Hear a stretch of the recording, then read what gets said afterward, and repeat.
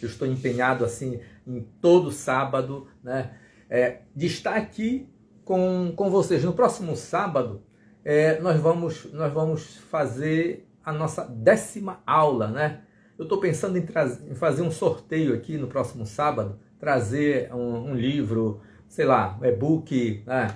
E dar de presente para vocês, por conta de que nós vamos estar fazendo 10 sábados, né? Olha só, 10 sábados não é, né? São 10 aulas intensas aqui, com muitas dicas, com muito conhecimento, com muito conteúdo, para que você possa estar aproveitando esses sábados, esses sábados, de estar vindo aqui conosco, né?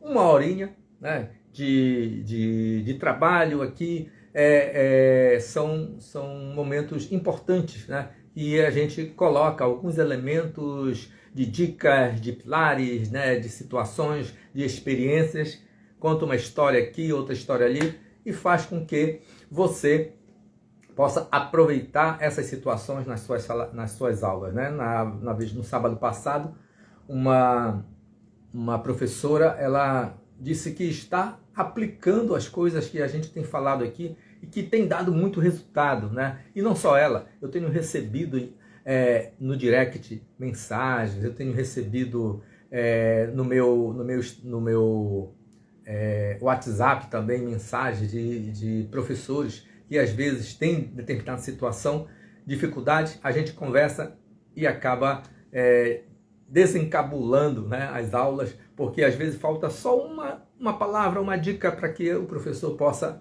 continuar a realização das suas aulas de arte. E isso é muito importante, né? E esse é um papel que eu estou assim me atribuindo, né? Não porque eu gosto de dar aula e o conhecimento que eu acumulei durante mais de 40 anos, eu quero contribuir e participar, compartilhar com as pessoas esses conhecimentos de prática, de sala de aula, né? Já teve coisas que não deu certo comigo, né? No início era muito difícil, porque eu não compreendia muitas questões, mas hoje já conheço bastante coisas. Tenho 2 livros publicados, que esse aqui é o Comunicação Estética da Criança, que é muitíssimo importante, né? E eu tenho aqui a Dimensão Estética do Brinquedo, onde eu faço um estudo sobre o brinquedo, a imaginação, as práticas lúdicas, né? E esse livro aqui, eu tô tirando os elementos mais importantes dele, transformando em e-book, né? Que é esse e-book aqui, ó, Brinquedo e Imaginação, que eu transformei uma parte desse livro nesse e-book. E vai sair outros, né? Que é da série que eu estou colocando assim, da série Dimensão Estética do Brinquedo. E vão sair outros e-books. E esse é o primeiro que eu estou construindo, que eu construí, né? Inclusive eu comecei a trabalhar algumas questões dele aqui no sábado, logo depois que eu lancei, mas eles está à disposição, está aí para que você possa acessar, possa conseguir uma cópia desse e-book, para que você possa entender sobre a imaginação. E a imaginação é uma das nossas ferramentas de trabalho, né? É importante que a gente saiba como é que funciona a imaginação e como é que essa imaginação ela vai se desenvolver com nossos alunos, né?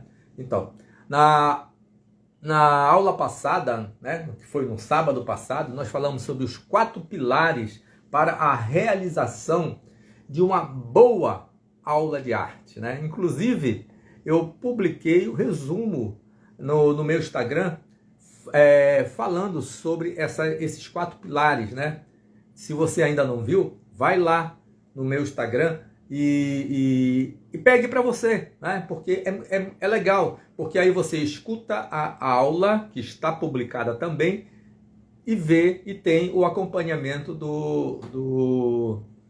dos slides que estão publicados no meu Instagram em formato carrossel. Eu faço de propósito assim de deixar o formato carrossel, porque você pode e passando devagar, e lendo, né? E assistindo a aula, e se relacionando com aquelas teorias que estão ali, e fazendo as suas anotações, porque é muitíssimo importante isso, né? A gente poder ter essas relações. Assim como a aula de hoje vai virar também uns slides que eu vou publicar e que vocês podem assistir de novo a aula e depois ir passando os slides e fazendo as suas anotações. Por isso é um estudo, né? O nosso sábado aqui é um estudo de arte e educação. É um estudo que eu estou programando, nós estamos na 9ª aula, hoje nós fazemos a 9ª aula, no próximo sábado nós vamos fazer a 10ª aula, aí eu vou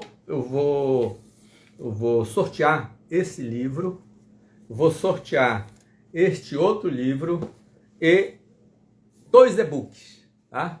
Aí eu vou sortear 2 e-books, eu tenho 2 e-books, tem esse e-book e tem um outro que eu não tenho nada impresso dele aqui, mas que depois eu posso falar mais sobre esse outro e-book, né? E tem um outro e-book que eu estou fazendo, que são orientações sobre, na verdade é um guia, né? É um guia de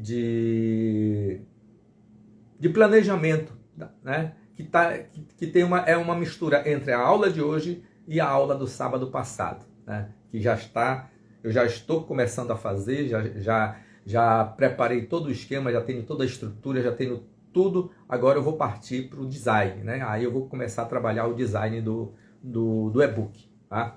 Então, e hoje, nesse sábado maravilhoso, nós vamos falar sobre 6 dicas, né? Como está aí no nosso, já anotado aí na legenda, 6 dicas para planejar aula de arte, né? Isso é legal porque nós vamos poder falar bastante sobre essas coisas que eu já tenho. Eu vou indicar inclusive algumas aulas minhas que já estão publicadas com alguns tópicos daqui, para que você possa ter acesso e logo em seguida tem os slides também que se relacionam a essas aulas, tá? Elas são a aula e os slides, então você tem que dar uma olhada nisso. Aí quando você for lá, você vai, leia, assiste às aulas e escreve lá no direct para que o Instagram ele possa ver que tem mais receptividade sobre esses conteúdos e possa dar mais espaço, assim, de poder levar para mais gente, distribuir para muito mais outras pessoas, né? Que as pessoas possam vir e se relacionar desse modo como nós estamos fazendo aqui, né? Então vamos começar, né? Vamos começar falando. Deixa eu dar mais outros bons dias para a Iris, que chegou agora, o Diego, né? A Cândida já estava, a Osana Lopes, oba, olha aí quem está por aqui, Pérez, né? Neide, que eu já falei, né? Então, outras pessoas que chegaram aqui, uma boa tarde e vamos começar então com o nosso conteúdo de hoje, né? 6 dicas para planejar aulas de arte, tá? Esse conteúdo também ele está publicado no meu canal no YouTube, tá? Quem quiser aí, a aula daqui de hoje também é publicada lá no YouTube e você pode ter acesso através do YouTube também, Alicia Arte, o nome do canal. Então, vamos lá. Planejamento, né? Então, o que é um planejamento? Qual é a concepção que a gente tem de planejamento? Planejar é a gente sair de um local A e até um local B, né?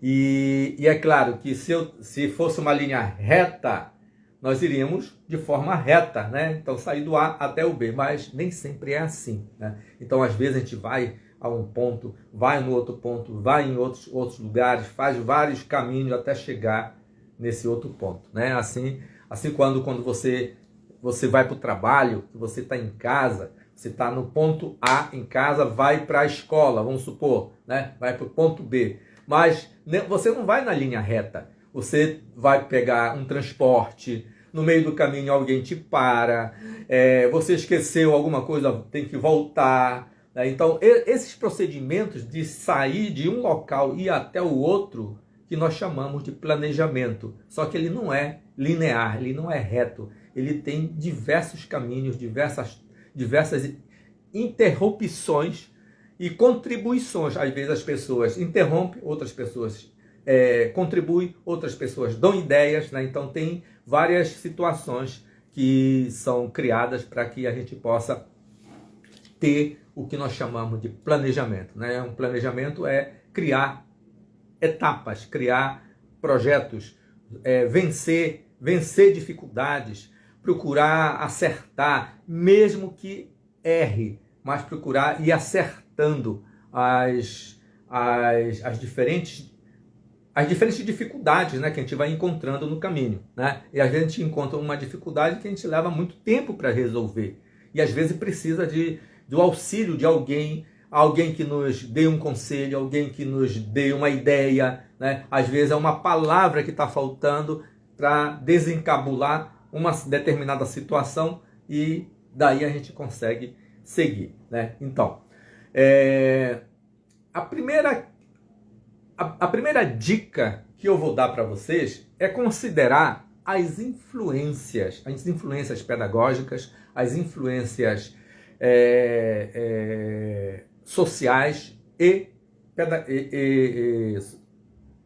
as influências pedagógicas, as influências sociais e as influências filosóficas, né? São as influências filosóficas que também estão envolvidas numa mesma situação. Eu já dei uma live sobre isso na preparação do lançamento, na preparação do nosso lançamento do workshop, né? Do nosso último workshop de modos de ensinar arte. Então lá eu falei de duas situações filosóficas e pedagógicas que são importantes, que são duas correntes, a corrente contextualista e a corrente essencialista, tá? Para quem quiser saber mais sobre isso, veja essa live, né? Deve ser a live 7, 6, por aí assim, tá? E essas duas correntes, elas são importantes porque elas nos definem como professor na sala de aula, né? Porque às vezes a gente quer assim, ensinar coisas para os nossos alunos para que seja úteis, para que ele possa aprender, né? Aprender a utilizar, aprender a aplicar, aprender a fazer com que a arte seja de alguma forma útil na vida dele, né? Então às vezes a gente quer isso. E socialmente acontece também, né? Às vezes aparece um projeto na nossa comunidade que quer tirar as crianças das ruas, quer ocupar as crianças, mas não quer ocupar com qualquer coisa, quer ocupar com arte, porque a arte vai educar, a arte vai poder transformar a vida daquelas crianças, né? E a gente tem um monte de exemplos de projetos que acontecem na nossa cidade, acontece no nosso Brasil, acontece na América Latina, acontece no mundo, né? Eu estive em Portugal, eu fui fazer uma parte do meu doutorado em Portugal, e lá eu encontrei a Escola do Porto, que tinha uma situação muito similar a essa. Então, ela fazia uma aplicação da corrente contextualista de tirar as crianças de uma determinada situação de risco social e transformar para uma outra situação onde ela ia encontrar o artista, ia encontrar o apreciador de arte, né? Então, a corrente contextualista ela tem esse viés, né? De querer trabalhar essas questões aplicadas, da arte aplicada, né? Aplicada na educação, aplicada no sentido profissional, aplicada no sentido social, aplicada a partir do político, né? Então quer fazer essa transformação da arte sendo uma ferramenta.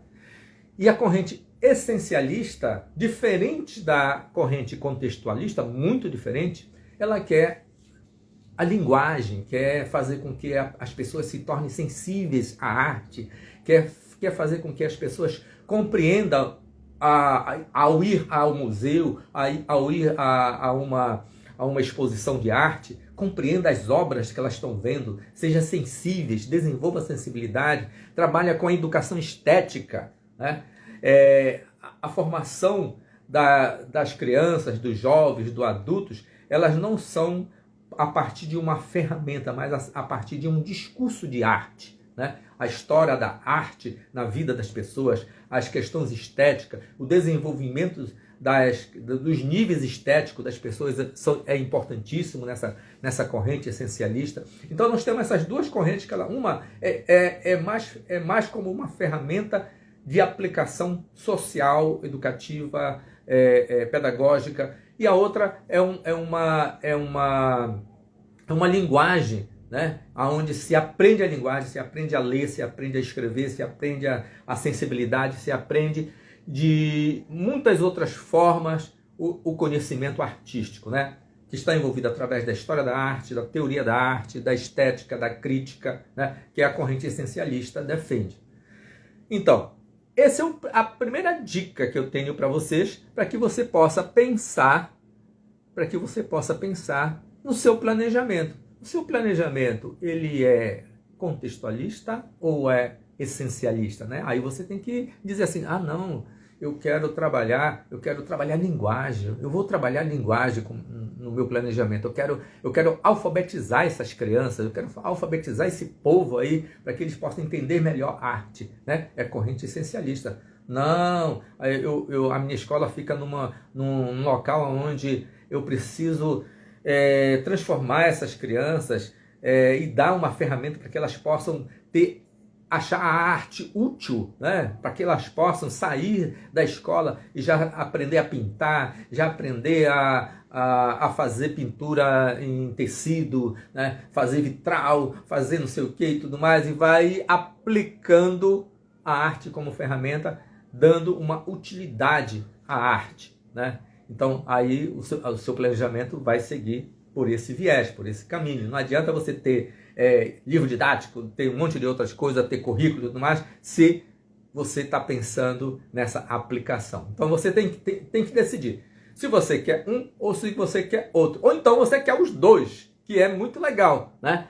Ter as duas correntes para trabalhar. Então uma parte eu vou ser contextualista, outra parte eu vou ser essencialista. Então vai ter um momento que eu vou trabalhar a educação estético-visual das minhas crianças. Eu vou trabalhar a alfabetização estético-visual das crianças, dos jovens, dos adultos, né? Então, essa é a primeira dica que eu tenho para vocês a respeito do nosso planejamento, das 6 dicas, né? A segunda dica, eleger uma metodologia, né?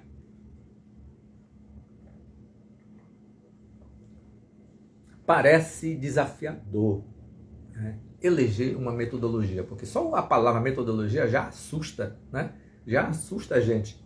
Mas como nós estamos falando de planejamento, é impossível a gente falar de planejamento e não falar de metodologia. Por que não é impossível? Porque são os caminhos que nós vamos escolher para chegar até do outro lado, né? Saímos do ponto A, vamos até o ponto B e nós temos a metodologia. Então, dentro da metodologia, a primeira coisa que eu aconselho a vocês é você definir para você, professor, professora, que existe conceito de arte, né?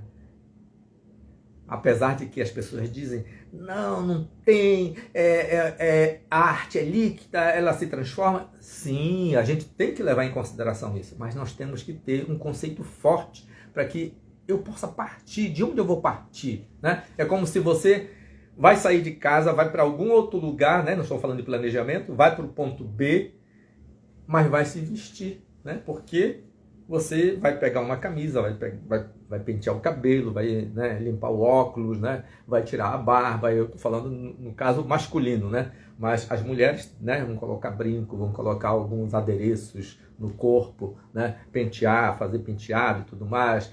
A roupa, né, vai escolher uma roupa mais de acordo para o local para onde ela vai, se vai dar aula, se vai para uma palestra, se vai para uma galeria, vai para um museu, né, se vai fazer um passeio, né? Então, conforme nós formos para um lugar que nós vamos, nós adotamos uma metodologia, né, que é a roupa, né? A roupa que nós estamos vestindo é a nossa metodologia. Então, a primeira coisa que nós vamos escolher nessa metodologia é vestir a camisa. Qual é a camisa que nós vamos vestir? Qual é o conceito de arte que eu vou trabalhar, né? Qual é o conceito que você trabalha? Porque nós podemos trabalhar com um conceito de arte moderna, com um conceito de arte contemporânea, com um conceito de arte antiga, né?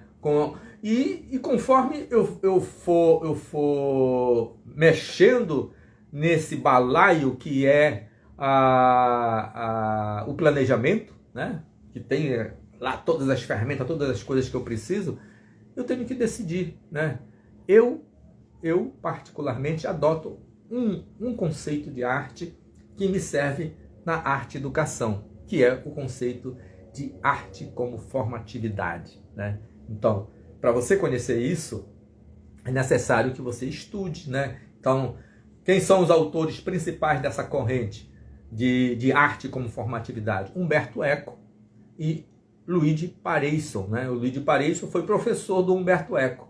Então, esses dois caras, eles trabalham com esse conceito de arte na formatividade. Então, é muito contemporâneo e ele dá conta de toda essa liquidez da história, né? Que ela pode ser trabalhada desde lá da Grécia, Roma, né? As culturas antigas, como também na Renascença, como também na Idade Moderna, no Romantismo, né? E em todas as situações, esse conceito ele dá conta de poder ver, vai contextualizando o conceito arte como formatividade, arte como forma, né? Então tem que compreender como é que a arte ela é forma e não se separa do conteúdo. Arte e conteúdo elas estão juntas, né? Então, para você estudar sobre isso, você pode pegar o Luigi Pareisson, que ele tem elementos de estética do Luigi Pareisson, e tem os livros do Umberto Eco. São vários livros do Umberto Eco, né? que são importantíssimos e legal para que você possa aprender um pouco sobre essas questões da formatividade. Outro modo de você aprender sobre essas questões da formatividade é entrar no meu curso. Eu tenho um curso que eu lancei, né, depois do workshop, já no final do workshop eu lancei, o Arte de Ensinar Arte, que está aberta as inscrições, as matrículas estão abertas, e você pode e lá eu explico, digo como é que é, qual é o método, como é que se faz, para que você possa aprender e trabalhar esse método da formatividade, que é muito legal porque nós vamos trabalhar com o significado da arte, né? Qual é o significado da arte na educação? Qual é o significado da arte para o aluno? Qual é o significado da arte para a sociedade? Então, a partir da estética da formatividade, nós podemos estar trabalhando esse conceito de arte, que é o primeiro elemento da nossa metodologia, né? Que é a nossa camisa, a nossa roupa, para onde nós vamos, né? Outros são as abordagens, né, que podem ser feitas, né? Uma das abordagens que surge em função da formatividade é experimentar arte. Como é que se experimenta arte, né? Se experimenta arte como se experimenta ciência, né?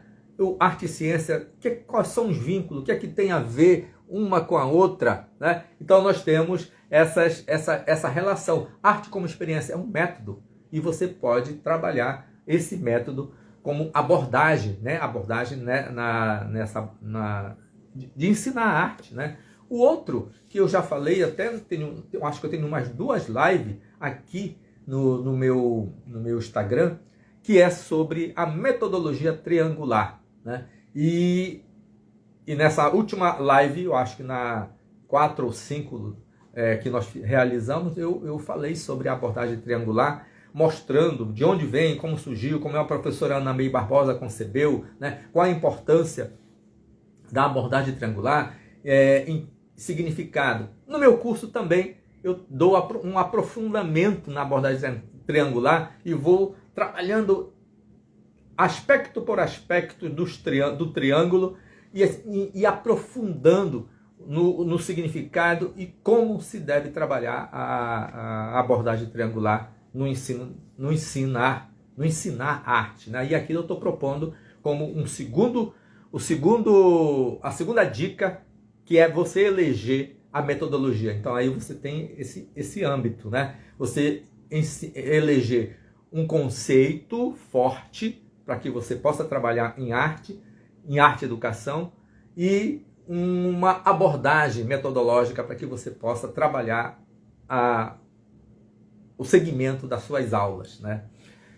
Essa é a segunda dica, né? A terceira dica é a dica sobre avaliação diagnóstica, né?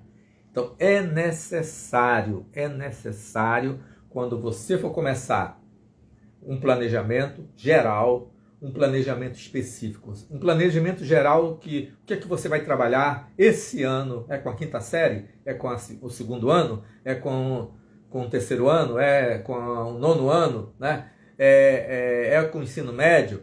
Então, é com a educação infantil? Então, assim, conforme você for trabalhar, é necessário que você pense numa avaliação diagnóstica, né? Para conhecer os alunos previamente, né? Então, olha, eu vou trabalhar com uma turma que eu desconheço, eu nunca trabalhei com essa turma, então eu preciso fazer essa avaliação diagnóstica, né? O que significa fazer a avaliação diagnóstica? É ter esse conhecimento palpável de quem são os alunos, quais são as idades, quais são os interesses, de onde eles vêm, que cultura eles pertencem, né? Para que nós possamos ter elementos para o meu planejamento, porque você vai trazer um currículo para ser trabalhado ali naquela série. E não pode ser só simplesmente o que está escrito no currículo você despejar nas crianças, né? Então, vamos seguir o conselho do Paulo Freire, né? Seguir o conselho do Paulo Freire para que nós possamos diagnosticar, saber como são esses alunos, o que eles estão pensando, quais são as necessidades deles.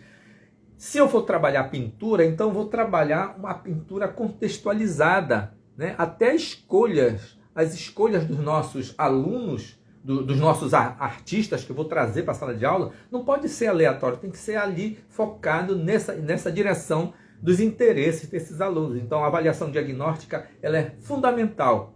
E quando terminar o bimestre, outra avaliação diagnóstica, porque você vai mudar o conteúdo e vai trazer outros elementos diferentes.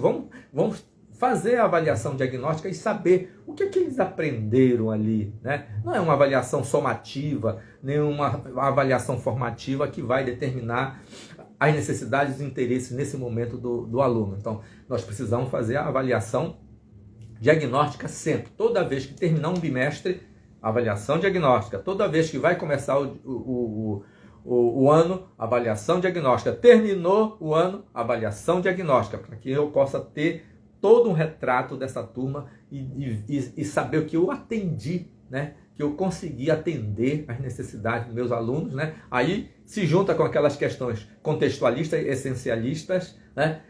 Essa avaliação diagnóstica ela vai definir alguns aspectos importantes para você, né? Outra dica importante é identificar o aluno, né? Que é consequência dessa avaliação diagnóstica, né? Identificar o aluno. Esse aluno, ele é autônomo? Esse aluno, ele é heterônimo? Esse aluno é visual? Esse aluno é áptico, né? Olha só, 4 qualidades que eu preciso saber para que eu possa entender o aluno, porque às vezes você diz assim, meu aluno não gosta de desenhar, né? Aí, mas você já perguntou para ele, ele já me falou, não gosta de desenhar. Então, está faltando alguma coisa aí, algum aspecto da comunicação que está faltante, porque é necessário que o professor estimule, né? O professor tem que ser uma energia de estímulo para o aluno, né? Tem que estar alegre, tem que estar brincando, tem que estar sempre motivado. O professor tem que estar motivado para motivar os outros alunos a se motivarem e fazer com que outros alunos se motivem. Mas se você encontra essa barreira de que o aluno, eu não sei desenhar, né? Como você vai resolver isso, né? O primeiro tópico é avaliação diagnóstica. O segundo tópico é, ele é autônomo ou ele é heterônimo? Se ele for heterônimo e você está dando aula de forma autônoma e querendo a autonomia dos alunos na sala de aula, não vai atender esse aluno que é heterônimo, né? Evidente. ele é áptico ou ele é visual, e você está aplicando técnicas de visualidade, ele não vai atender o aluno áptico, né? Então é necessário que você conheça. Veja as minhas lives sobre esses assuntos, esses tópicos. Tenho duas lives sobre essas questões. Dê uma olhada nas minhas lives e comente lá no direct o que vocês acharam e que esses conteúdos são importantíssimos para o professor, são fortes, são determinantes, né? Porque senão a gente fica acusando, dizendo que o aluno é que não tem interesse, que o aluno não quer isso, o aluno não quer aquilo.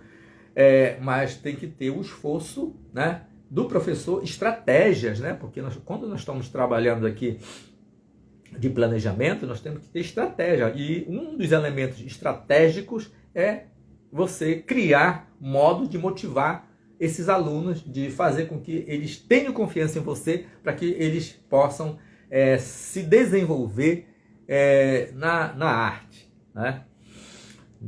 Deixa eu ver mais gente que chegou aqui. DJ F. Barros, né? Eu tô falando DJ Barros, né? Não sei se é. Genilda, Naila, Modesto Alexandre. Olha aqui, é o meu filho esse, né? Lá de Belém. Lara Cris, Fábio Coelho, professora Ana Paula Rodrigues, Lúcia, Thaís, Aline Mirelli, acho que é isso. Chaves, Manu, Thaís, Fatinha, opa, chegou bastante gente. Francisco, né? MS Estamparia, acho que deve ser isso. MS Estamparia. Neide, né? Cássia, Diego, eita de as, muita gente chegando por aqui. Muito boa tarde para todo mundo que chegou agora, que está por aqui, né? Coloca aí, gente, de onde vocês são, para eu poder ver de onde está vindo muita gente. Tem muita gente diferente de outros sábados que estão por aqui. Tem outras pessoas que já estão conosco todo o tempo aqui, né? Eu já identifico aqui gente de Canaã, gente de Belém, gente de Marabá, né? Que são da minha região, né? E coloque aí, quero ver de onde vocês são, né? Tem gente de Tocantins, né? E a gente poder, DJ Barros, né? Eu não sei se é DJ, né? Eu estou dizendo DJ Barros, mas Marabá, a professora Ana Paula de Palmares, Pernambuco, né? Que legal, né? O Modesto Alexandre de Belém, né? Então, vão colocando aí para a gente poder saber essa dimensão desse Brasil tão legal, tão brilhante, né? Que a gente pode estar contribuindo com todo mundo, né? No nosso seminário nós tivemos gente de Brasília, da Bahia, do Rio Grande do Sul, né, do Mato Grosso do Sul, né, tivemos de Goiânia, tivemos de São Paulo, muita gente de São Paulo, Rio de Janeiro, Minas Gerais, né, lá de Vitória, né, no Espírito Santo, né, São Gonçalo, Rio de Janeiro, olha só. Não, São Gonçalo do Rio Baixo, de Minas Gerais. Desculpa aí, não é Rio de Janeiro, é São Gonçalo do Rio Baixo, em Minas Gerais, a Neide, né? E a gente teve gente de tudo quanto é lugar nesse Brasil, e é muito legal, né? As redes sociais, é muito legal esse sistema de comunicação. Ao mesmo tempo que eu contribuo com o meu conhecimento, a gente se comunica com muita gente do Brasil todo, né? Deixa eu continuar aqui então.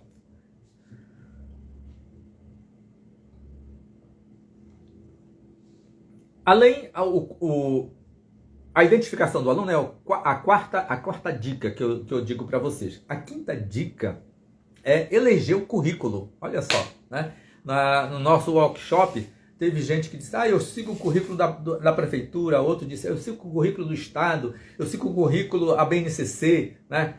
Enfim, tanto faz você ter um currículo que é do estado, tanto faz você ter um currículo que é da prefeitura, ela é o currículo que é demandado pelo MEC, né? Que é a BNCC. Então, a BNCC, nós temos praticamente a obrigação de conhecer e de seguir os conteúdos, né? Se você já tem um estudo sobre a BNCC, é muito legal você poder elencar os conteúdos a partir, lá tem a quinta série, né? Aí você vai elencar os elementos que você vai trabalhar, que é muita coisa. Se é muita coisa, você não precisa trabalhar tudo aquilo que está ali. Você seleciona, veja aquilo a partir da sua avaliação diagnóstica, veja aquilo que está melhor de encontro com as suas turmas, melhor de encontro com as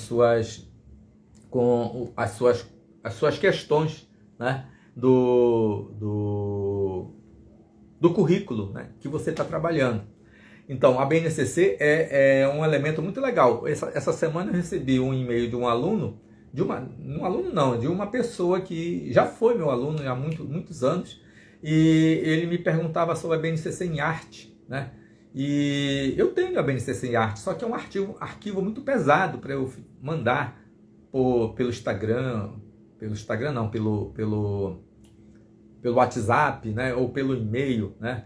E é melhor você ir no MEC, vai lá no MEC direto, coloca BNCC, aí vai aparecer o site do MEC, baixa lá que já cai no seu arquivo, muito legal, e você pode selecionar o que você quer, né? Além simplesmente da BNCC, tem a parte tecnológica, que eu acho que é muito importante você conhecer e você saber como utilizar essa parte tecnológica a partir da BNCC, né? Tem inclusive um instituto que desenvolveu todo um projeto e está articulado em uma das capacidades, né, que foram elencadas para que o currículo seja implementado, né? Então, o currículo da BNCC ele é fundamental. Então, se você segue o currículo da prefeitura, se você segue o currículo do estado, não esqueça de estar fazendo esse link também com o BNCC e verificar se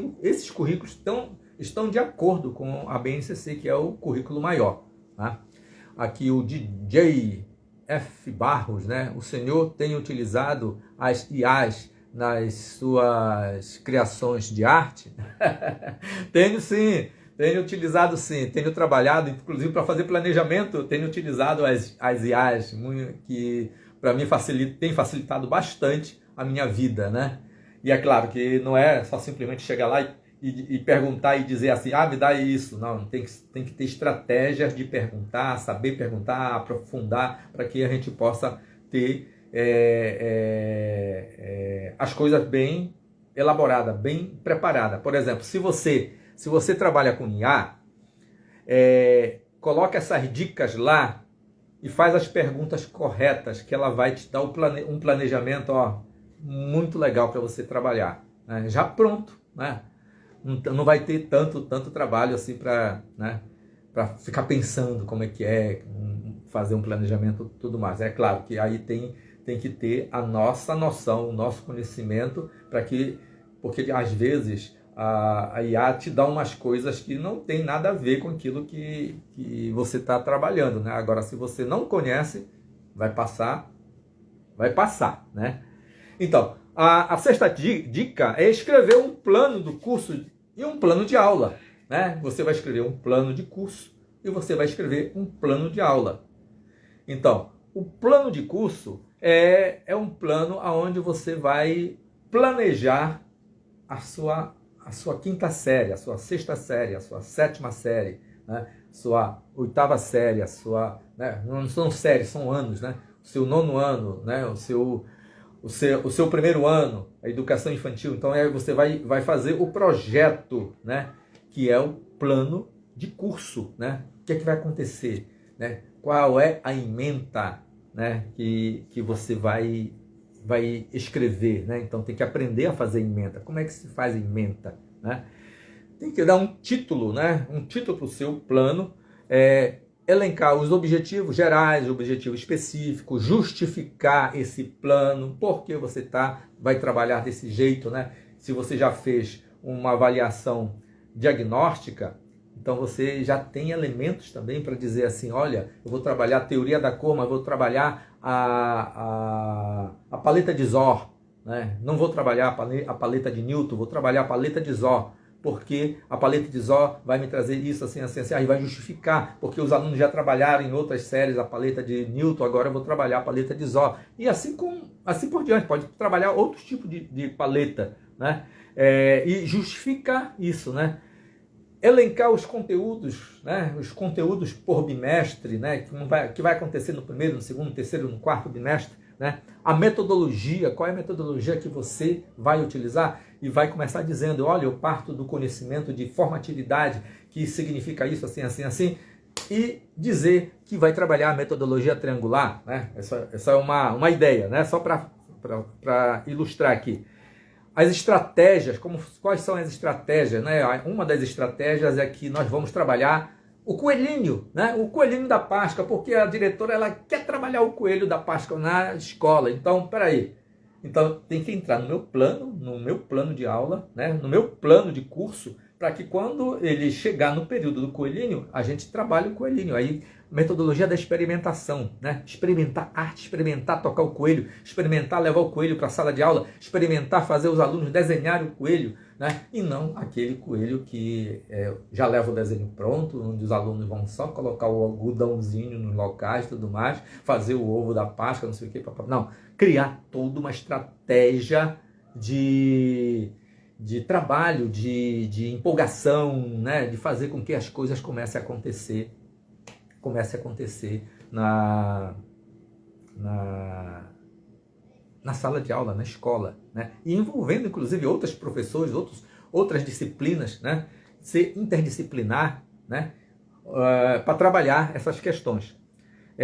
O público, né? O público seria a série, né? Aí no caso, o período que vai acontecer o seu curso, né, ao longo do ano, só os 6 meses, porque eu estou substituindo o professor, mais carga horária que está prevista, quantidade de alunos na sala de aulas, quais são os recursos que tem para trabalhar, se não tem, quais são, como é que nós vamos utilizar os recursos para nossas aulas, quais são as estratégias que eu tenho para captar recursos para nossas salas, né? E você tem um plano de curso, né? Esse plano de curso vai gerar, é o gerador que vai espelhar o plano de aula, né? O plano de aula é a aula por aula, né? Aula por aula. Então, se eu tenho no mês 4 aulas, eu vou ter 4 planos de aula, né? Um plano de curso e 4 planos de aula. Se eu tenho 10 meses de aula, né? Então eu vou ter ali 40 planos de aula. Olha só a quantidade que tem que ser feito, né? De cada atividade, né? Então vai ter o conteúdo, a atividade, o objetivo, a descrição, o tempo que você vai trabalhar, né? As ferramentas, os recursos e assim por diante. O que você vai fazer, né? Que é o plano de aula. Então, essa é a 6ª dica. Escrever o plano de curso e escrever o plano de aula. Em geral, o plano de aula, a gente não faz ele no início do ano, né? O plano de curso nós fazemos logo, né? Pelo período, para mostrar o período todo que nós vamos trabalhar. Nós vamos fazendo o plano de aula à medida que nós vamos dando aula, né? Amanhã eu tenho aula, ou essa semana eu tenho aula, então eu tenho um dia da semana que eu vou fazer o planejamento. Se eu estou trabalhando com a 6ª, com a 7ª e 8º ano, né, aí eu tenho 3 planos de aula para aquela semana. Então aí eu vou trabalhar, tenho um plano de curso que ele é longo, né? E eu vou lá no meu plano de curso, vejo qual é o conteúdo que eu vou trabalhar e trago esse conteúdo para o meu plano de aula e eu vou escrever as minhas aulas a partir dali, né? Se você é um oficineiro, você faz da mesma forma, você faz o plano de curso, é o plano da oficina, que tem todos esses elementos. O plano de aula é o plano da oficina que você vai trabalhar naquele momento, né? Então, se é uma oficina de 30 horas, você vai dividir aquela carga horária, vamos supor, 30 horas, você vai trabalhar em 10 aulas, né? Então, 3 horas de aula cada aula de oficina. Então você vai trabalhar essas aulas e vai fazer aquele plano para aquelas 3 horas. Por isso que também tem, dentro do meu plano de aula, tem o tempo. Então, o tempo seria assim, eu vou fazer uma dinâmica de grupo. Quanto tempo você vai levar nessa dinâmica de grupo? Qual é o objetivo da dinâmica de grupo? Né? O que vai envolver? Quais são os recursos? Eu vou precisar de som, vou precisar de imagem, vou precisar não sei de quê. Né? Aí eu vou colocando tudo lá, elencando tudo lá. Então eu tenho essas planilhas muitíssimo importantes. Né? Como você consegue essas planilhas? Né?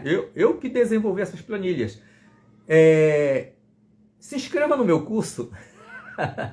Se inscreva no meu curso Arte de Ensinar Arte e você vai ganhar essas planilhas como bônus, né? E eu vou ensinar você a utilizar, a preencher essas planilhas lá no curso Arte de Ensinar Arte, no mini curso Arte de Ensinar Arte. O mini curso é um mini curso pequeno, né? Como está dizendo o nome. A gente dá um certificado de 40 horas, né? Porque eu coloquei mais 10 aulas lá, que tem mais 10 horas de aula para você assistir. Então, e você vai aprender a metodologia, vai aprender o significado da arte, vai aprender a planejar, vai aprender a fazer planejamentos metodológicos, conhecer metodologias contemporâneas, como a teoria do rizoma, aplicado no ensino da arte, juntamente com a metodologia triangular e a teoria da formatividade, né, que eu elaborei, né, é uma elaboração minha, e você vai ter esse contato, e você vai poder ter contato com leitura de obra de arte. Lá no curso tem toda a sequência de leitura de obra de arte, né? Tem uma leitura sobre uma obra do Gauguin, que não é aquela obra que eu apresentei na live do workshop, né? É outra, mas lá com muito mais detalhes, detalhando tudo como se faz a análise da obra de arte, né? Então,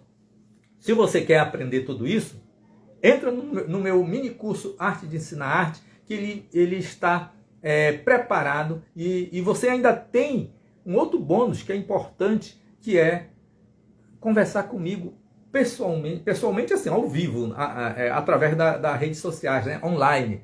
Mas assim, uma conversa entre só nós dois aqui, e você me dizendo quais são as suas dificuldades, como é que é o seu projeto, o que você precisa fazer e tudo mais, né?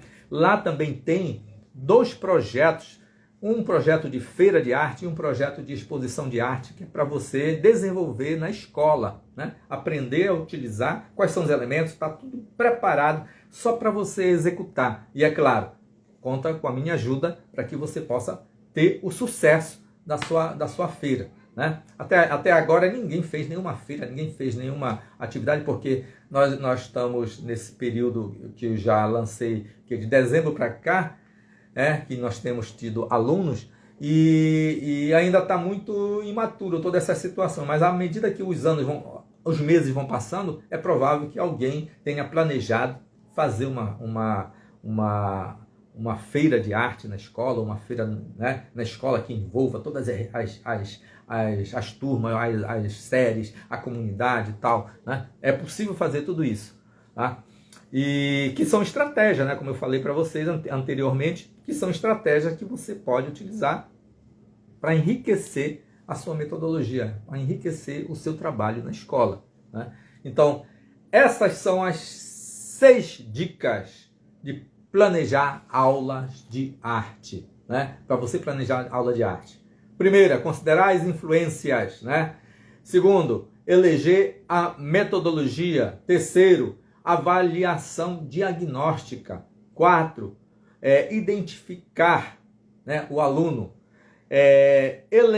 Eleger o currículo, a grade curricular, para aquela série ou para aquela situação que você está trabalhando, se é até uma oficina, né? Se é uma oficina de arte, né? Como é que você vai eleger o currículo para aquela oficina? Escrever o plano do curso e o plano de aula, né? Então são essas 6 dicas que eu dou para vocês, para que vocês possam desenvolver uma boa aula de arte, né? Se juntar essas 6 dicas com os 4 pilares que eu já falei para a realização de uma boa aula de arte, então nós temos, né, um conhecimento fundado e legal, e você pode caminhar, né? Você pode contar com a minha ajuda, né? E não esqueçam, ó, que do meu e-book Brinquedo e Imaginação, que também está à disposição de vocês. Basta clicar no link da minha bio, tanto para o curso Arte de Ensinar Arte, está lá, você clica no link da bio e você já vai direto para uma página onde você vai poder ser mais esclarecido sobre tudo isso que eu estou falando para vocês, sobre o curso, o mini curso Arte de Ensinar Arte e o e-book, né, que está disponível para vocês, né?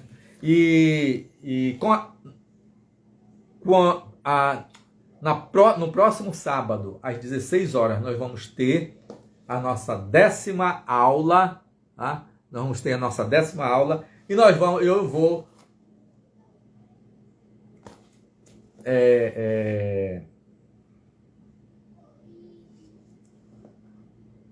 esqueci a palavra.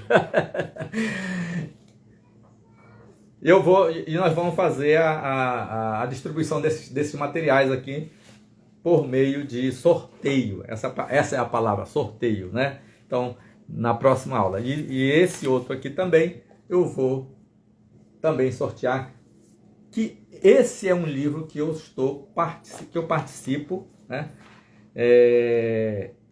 O capítulo 3 é meu, né? E eu falo sobre a arte de Dona Z. A arte de Dona Z é uma artista, uma senhora que já está com 70 anos, mas ela, ao longo da vida dela, ela desenvolveu um processo de pintura e eu faço um registro do trabalho dela, no sentido de que, aplicado para que o professor de arte ele possa ter acesso a esse conhecimento e ele possa utilizar na sala de aula, né? Que é um trabalho de uma artista, e eu utilizo um método de um dos sistemas, de um sistema de leitura de obra de arte. Faço a leitura e ensino o professor aqui a fazer a leitura, né? Fazendo a análise. A análise é muito legal, né? E você poder ter isso aqui com os contextos da Dona Z, né? Ela está aqui, ó, e trabalhando as obras delas, e que ela seja possível ser trabalhado na escola a partir disso aqui. E você dominando isso, você pode trabalhar qualquer obra de arte, fazer leitura com qualquer obra de arte. Eu vou também esse aqui eu tenho ele publicado aqui, porque eu mandei fazer só uns 20 desse daqui, mas ele é um e-book, tá? Que também eu vou distribuir por sorteio no nosso próximo encontro no sábado, tá? Então, olha, como é 10 aulas, né? Não são 10 anos, né? Daqui a 10 anos, quem sabe, né? Como é que nós vamos estar? Mas 10 aulas nós vamos fazer essas distribuições através de sorteio para quem estiver presente na nossa aula no próximo sábado, tá? E eu vou continuar nesse segmento de planejamento, de dicas, de aulas, tá? Que possivelmente seja um outro tópico que está ligado ao pilar, tá? A um dos pilares que eu já trabalhei aqui com vocês, mas aí eu vou dar um aprofundamento num desses pilares, né? Para que fique mais claro, que você possa ter um conhecimento maior, né? Se alguém quiser perguntar, falar alguma coisa para a gente aqui, uma boa tarde para Josi, Mai, Sérgio Vieira, Efa Arte, DJ Barros, que eu já falei, né? Que são outros que já estão por aqui, que né? Já chegaram mais cedo aqui. Então, e muito boa tarde para vocês nessa tarde maravilhosa de sol e muito quente por aqui, tá? E sábado a gente se encontra. Tchau!